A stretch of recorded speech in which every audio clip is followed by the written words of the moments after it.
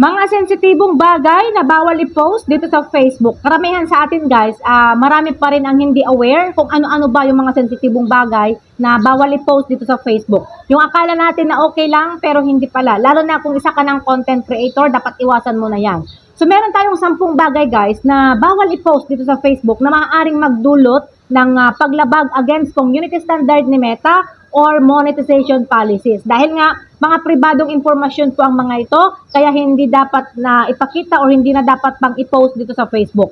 Ang una, buong pangalan kasama ang complete address.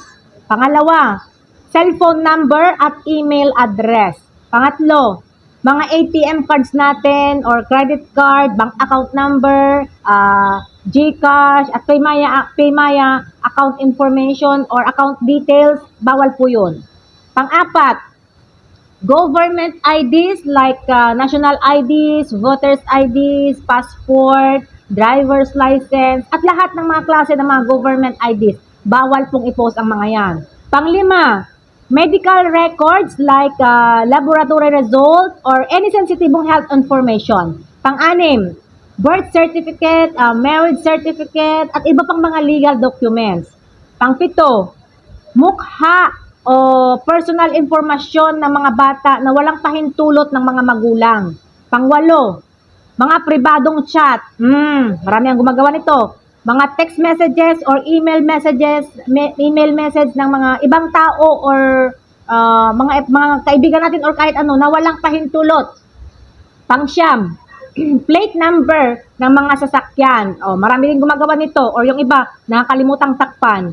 At ang pang-sampo, information ng mga ibang tao na maaaring magamit sa panluloko or sa pang-i-scam. Kaya kung isa ka ng content creator dito sa Facebook, pwede mong i-blur or takpan yung mga sensitibong informasyon bago ka mag-upload ng mga content mo. Nakakatulong ito para maprotektahan ang privacy mo at yung mga privacy din ng iba at para makaiwas rin sa posibleng paglabag against community standard ni Meta at para maiwasan ang pagkakaroon ng violation. So ayun po guys yung 10 very very sensitive information na hindi po natin dapat i-post pa dito sa Facebook. Dahil kapag na-detect po yan ng Meta, kung monetize ka na, mare-restrict lahat ng earnings mo. At kung hindi ka pa naman monetize, mahihirapan kang ma-monetize or may posibleng masuspend ang account mo or ma-disable. At kapag nangyari yon, hindi mo na magagamit pa ang Facebook account mo hanggat hindi ka nag-a-appeal. Sayang, di ba? Kaya mag-ingat po tayo guys doon sa mga pinopost natin.